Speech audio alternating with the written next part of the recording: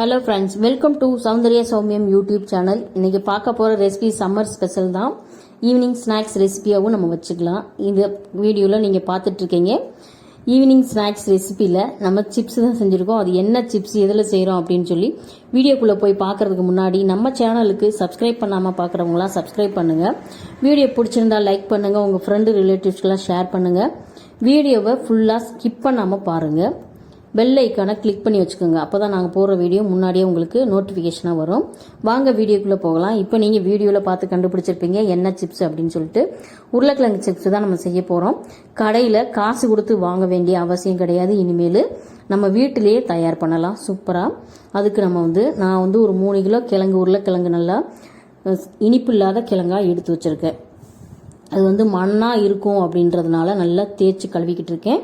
ஒரு சிலர் இதை தோலை சீச்சிட்டு பண்ணுவாங்க. அதனால் ஓரலாக கழுவுனா போதும். நான் தோலோடு தான் போட போகிறேன். இதில் தோல் கொஞ்சம் ஒட்டிகிட்டு இருந்தால் நல்லா டேஸ்ட்டாக இருக்கும். அதுக்காக தான் நான் கொஞ்சம் மண் ஒட்டி இருக்கிறதுனால நல்லா கழுவுறேன். நல்லா கழுவிட்டு நம்ம சீக்கிறது எப்படி அப்படின்னு சொல்லி பார்த்துக்கலாம். இந்த சிப்ஸ், உருளைக்கிழங்கு சிப்ஸ் நம்ம கடையில் கொடுத்து அதிகமாக காசு கொடுத்து வாங்குகிறோம். இது நம்ம வீட்டிலே நம்ம இந்த மாதிரி இந்த சம்மரை நல்லா பயன்படுத்திக்கிட்டு நம்ம செஞ்சு வச்சோன்னா வருஷத்துக்கும் சரி நம்ம வீட்டு குழந்தைங்க ஆரோக்கியமான சாப்பாடும் சாப்பிடலாம். கம்மி காசுலேயே நம்மளுக்கு அதிகமான குவான்டிட்டி கிடைக்கும். இப்போ நம்ம இந்த ஸ்லைசரில் வச்சு நான் இது ஸ்லைஸ் பண்ணிட்டு இருக்கேன். நீங்கள் உங்கள் வீட்டில் இது மாதிரி ஸ்லைசர் இல்லை அப்படின்னு சொன்னாக்கா நீங்கள் கத்தியில் கூட நீங்கள் வெட்டிக்கலாம். நீங்கள் நார்மலாக உங்கள் வீட்டில் எதில் வச்சு நீங்கள் காய்கறி நறுக்குவீங்களோ அருகாமனையில் கூட வெட்டிக்கலாம். கொஞ்சம் அதிகமான கொஞ்சம் தடிமனாக வரும், அவ்வளோதான். கொஞ்சம் நேர செலவாகும், அவ்வளோதான். இதுலன்னா சட்டுன்னு ஆகும், அவ்வளோதான். அதனால் இது இல்லைன்னு கவலைப்பட வேணாம். நீங்கள் கத்தியில் கூட வெட்டிக்கலாம். வெட்டிட்டு இந்த மாதிரி தண்ணியில் கொஞ்சம் ஒரு 10 நிமிஷம் போட்டு வச்சிங்கன்னா நம்ம வெட்டினதாக இருந்தாலும் ஸ்லைஸ் பண்ணதாலும் சரி அந்த இது நல்லா ஸ்டிப்பாக இருக்கும். அந்த இது சிப்ஸ் கொஞ்சம் கல் மாதிரி இருக்கும் நம்ம எப்படி ஸ்லைஸ் பண்ணியிருந்தாலும்.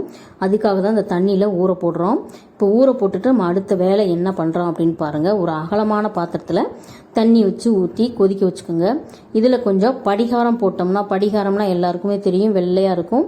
அது நம்ம டேங்க்லாம் போடுவாங்க. அந்த படிகாரம்னு சொல்லி நீங்கள் நாட்டு மருந்து கடையில் கேட்டால் கொடுப்பாங்க. அது என்கிட்ட இல்லை, அது நான் போடவும் மாட்டேன். அதனால் உங்களுக்கு காமிக்கல. நீங்கள் உங்களுக்கு விருப்பப்பட்டால் நீங்கள் அது கொஞ்சம் ஒரு துளியோண்டு போட்டால் ரொம்ப நாள் ஸ்டோர் பண்ணுறதுக்கு அது கொஞ்சம் உதவிகரமாக இருக்கும். நான் போடலை, வெறும் உப்பு கல் மட்டும் போட்டு கொதிக்க வச்சுருக்கேன். இப்போ தண்ணியில் போட்டதை ஒரு தட்டில் பாதி எடுத்து வச்சுருக்கேன். இது 2 டைமாக போட்டு எடுத்து வச்சுக்கலாம் அப்படின்ட்டு. இப்போ நல்லா தண்ணி கொதிச்சிருச்சு. கொதிச்ச உடனே நம்ம ஸ்லைஸ் பண்ணி வச்சுருக்க அந்த உருளைக்கிழங்கு நம்ம இந்த மாதிரி எடுத்து 2 கையால் எடுத்து எப்படியும் பூ மாதிரி உதுத்து விட்டோம்னா ஒன்றோட ஒன்று ஒட்டாமல் நம்மளுக்கு உதிரியாக வரும். அதே மாதிரி நம்ம போட்டுக்கலாம். போட்டுட்டு வேக விட்டுறக்கூடாது, ரொம்ப வேக விட்டுறக்கூடாது. ஓரளவுக்கு நம்ம தண்ணி கொதிச்சிருச்சு. இது நம்ம மெலிசா வெட்டி வச்சிருக்கிறதுனால ஒரு கொதிச்ச உடனே எடுத்து கையில் எப்படி கிழிச்சு பார்த்தோம்னா கிளியிற மாதிரி இருந்தால் போதும். அந்த கிழங்கு நம்ம எடுத்து காய போட்டுடணும். ரொம்ப வெந்துருச்சு அப்படின்னு சொன்னாக்க நம்மளுக்கு சிப்ஸ் வராது, ரொம்ப உடஞ்சு குழன்னு ஆகிடும். இப்போ இன்னொரு பாத்திரத்துலேயும் நான் 2 பாத்திரத்தில் வச்சுருந்தேன் இல்லையா, இன்னொரு பாத்திரத்துலேயும் தண்ணி நல்லா கொதிச்சிருச்சு. இப்போ அதுலேயும் போட்டு நல்லா மலமலன்னு கொதிச்ச உடனே நம்ம என்ன பதத்தில் சொன்னோம் இல்லையா அந்த பதத்தில் நம்ம தொட்டு பார்த்தோன்னே அமுங்கின மாதிரி வந்தோடனே நம்ம எடுத்து காய போட்டுடலாம். இப்போ இந்த உருளைக்கிழங்கு இப்போ பாருங்கள், நான் ஒரு கொதிச்சிருச்சு. கையை வச்சு இப்படி கிழிச்சு பார்த்தோன்னே அந்த மாதிரி கிழியுது பாருங்கள். அந்த உருளைக்கிழங்கு அந்த மாதிரி கிழிஞ்சிட்டாலே எடுத்துடணும். எடுத்து நம்ம தண்ணியை நல்லா ஃபில்ட்ரு பண்ணிவிட்டு நம்ம ஒரு பாத்திரத்தில் எடுத்துகிட்டு போய் சட்டுன்னு போய் நம்ம உடனே போட்டுடணும். நீங்கள் எடுத்து வச்சுட்டிங்கன்னா அப்படியே ஒட்டிக்கிறோம், பூரா உருண்டியாக நின்றுக்கிறோம். நீங்கள் கொஞ்சம் எடுத்த உடனே கொஞ்சம் சிரமம் பார்க்காம உடனே போட்டிங்கன்னா தனித்தனியாக நீங்கள் காய போட்டிங்கன்னா அப்படியே சிப்ஸ் சூப்பராக வந்துடும். கொஞ்சம் நேரம் கழித்து போடுவோம் அப்படின்னீங்கன்னா பூரா ஒட்டிக்கிறோம், பசை மாதிரி அப்படியே ஒட்டிக்கிறோம். இப்போ நான் முன்னாடியே வேஷ்டியை நல்லா நனைச்சிட்டு உதறிட்டு விரித்து வச்சுருக்கேன். நல்லா வெயில் காயுது. அதனால் இப்போ எடுத்து வந்த உடனே நல்லா தனித்தனியாக உதிரியாக நம்ம அப்பளம் காய போடுவோம் இல்லையா, அந்த மாதிரி விசிறி ஒன்றொன்னா காய போட்டிங்கன்னா கொஞ்சம் நல்லாயிருக்கும். ஒன்றோட ஒன்று ஒட்டாமல் நம்ம காய போட்டோம்னா கஷ்டத்தை பார்க்காம போட்டோம்னா சாப்பிட்றதுக்கும் சரி பார்க்குறதுக்கும் சரி 2 ஒட்டாமல் இருக்கும். நம்ம பொரிக்கிறதுக்கும் நல்லாயிருக்கும். கடையில் வாங்கின சிப்ஸ் மாதிரியே இருக்கணும் அப்படின்னாக்கா அந்த மாதிரி ஒட்டாமல் இருந்தால் ரொம்பவே நல்லாயிருக்கும். இதே மாதிரி எல்லா சிப்ஸுகளையுமே எடுத்து போட்டாச்சு. தனித்தனியாக உதிரியாக போட்டேன். இதை நீங்கள் பண்ணணும் அப்படின்னீங்கன்னா காலையிலே இது ப்ராசஸை பண்ணிடுங்க. 5 மணிக்கு பண்ண ஆரம்பிச்சிங்கன்னா வெயில் வர்றதுக்கு முன்னாடியே நீங்கள் இதை போட்டுடலாம். நான் எனக்கு கொஞ்சம் டைம் ஆனதுனால வெயிலில் போட்டுக்கிட்டு இருக்கேன். வெயிலில் போடும்போது ரொம்ப கஷ்டமாக இருந்தது, அதனால் முன்னாடியே ஆரம்பிச்சிருங்க.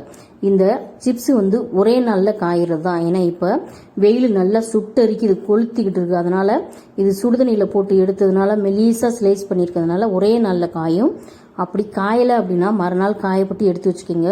லேசாக ஈரப்பதம் இருந்தாலும் இது வந்து நம்ம 6 மாதம் 1 வருஷத்துக்கு ஸ்டோர் பண்ணுறோம் அப்படின்னு சொல்கிறதுனால கொஞ்சம் பூர்ணம், அதாவது காளான் மாதிரி பூத்துரும், அப்புறம் வேஸ்ட்டாக போயிடும். அதனால தான் வந்து நல்லா கையில் வச்சு இப்படி நொறுக்கி பார்த்தா நொறுங்குற அளவுக்கு காயணும்.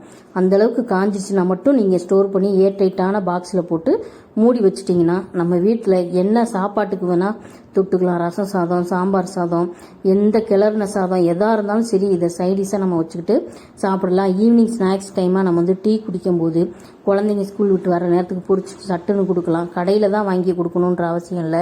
கடையில் வந்து கம்மியாக விற்கிற பொருள் வந்து அதிகமாக காசு கொடுத்து நம்ம வாங்குகிறோம். அது இல்லாமல் ப்ரிசர்வேட்டிவ்க்காக நிறைய பொருள் சேர்க்குறாங்க. அதெல்லாம் வந்து எவ்வளோ பிரச்சனையை கொடுக்குதுன்றது எல்லாருக்கும் தெரியும்.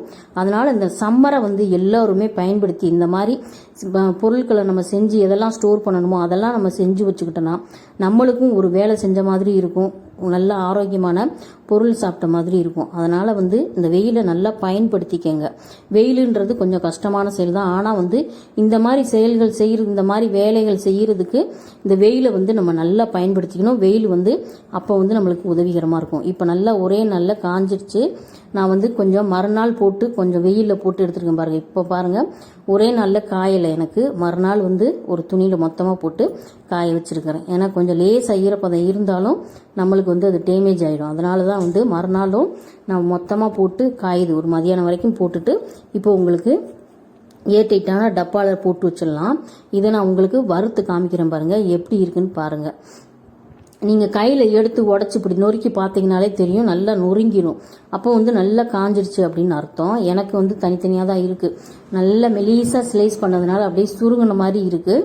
நீங்கள் கொஞ்சம் பெரிய பெரிய நீட்டமான கிழங்கா வாங்கி நீட்டு வாக்கில் நீங்கள் சீவி போட்டிங்கன்னா இன்னுமே கொஞ்சம் பெருசாக இருக்கும். இப்போ நம்ம இந்த உருளைக்கிழங்கு சிப்ஸை வந்து நம்ம வறுத்துடலாம். எண்ணெய் கொஞ்சம் ஊற்றிட்டு நல்லா கொஞ்சம் காஞ்ச பின்னாடி போட்ட உடனே எடுக்கிற மாதிரி இந்த சிப்ஸுகளை செய்யணும். நம்ம வந்து உடனே கொஞ்ச நேரம் போட்டோம்னா கருகிடும். அதனால் போட்ட உடனே நம்ம சட்டுன்னு எடுக்கிற மாதிரியான ஒரு சிப்ஸ் இப்போ சூப்பராக பொரிஞ்சு வருது பாருங்கள். நல்லா காஞ்சிருச்சு, நல்லா பொரியிறதும் சட்டுன்னு பொரிஞ்சிருச்சு. இதை வந்து நம்ம எந்த சாப்பாட்டுக்கு வேணால் நம்ம சைடிஷாக எடுத்துக்கலாம். அப்படிப்பட்ட இந்த உருளைக்கிழங்கை நீங்களும் இந்த வெயிலை பயன்படுத்தி செஞ்சு இதை நான் சொன்ன மெத்தடில் ஒரு முறை செஞ்சு பார்த்துக்கோங்க. செஞ்சு பார்த்துட்டு எப்படி இருந்துச்சு அப்படின்னு சொல்லி கண்டிப்பாக கமெண்ட் பண்ணி சொல்லுங்கள். இந்த சம்மரை எல்லோருமே பயன்படுத்தணும் அப்படின்றது தான் என்னோடது. இப்போ நல்லா வறுத்தாச்சு. வறுத்துட்டு அதில் கொஞ்சம் காரப்பொடி, கொஞ்சம் சால்ட்டு கொஞ்சம் போட்டு நல்லா குலுக்கி எடுத்துட்டு நீங்கள் சாப்பிட்டீங்கன்னா இது கடையில் வாங்கின சிப்ஸ் தான் அப்படின்னு சொல்கிற அளவுக்கு அந்தளவுக்கு டேஸ்ட்டாக இருக்கும். நல்ல ஆரோக்கியமானதாக இருக்கும். இதை ஒரு முறை நீங்கள் செஞ்சு பாருங்கள். செஞ்சு பார்த்துட்டு கண்டிப்பாக கமெண்ட் பண்ணி சொல்லுங்கள். வீடியோ பிடிச்சிருந்தா லைக் பண்ணுங்கள், ஷேர் பண்ணுங்கள் உங்கள் ஃப்ரெண்டு ரிலேட்டிவ்ஸ்க்கெல்லாம். வீடியோவை ஸ்கிப் பண்ணாமல் லாஸ்ட் வரைக்கும் பாருங்கள். அப்போ தான் ஒரு சில விஷயங்கள் நான் சொல்கிறதெல்லாம் புரியும், கரெக்டாக இருக்கும். பாய், அடுத்த வீடியோவில் பார்க்கலாம்.